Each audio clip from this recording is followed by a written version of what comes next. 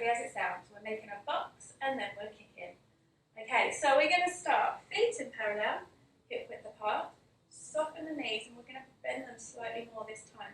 We want to travel on one level. We don't want it to be bouncy. We want it to be nice and smooth on one level. So we take the arms out to the side, pull the shoulder blades down, pull the elbows in, so we have that classic position right here. Soften the knees.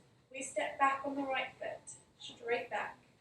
We're going to step to the side on the left foot, out. We step front on the right foot, forwards. Now we're going to kick, keeping down on that level. We flex the foot, kick, okay?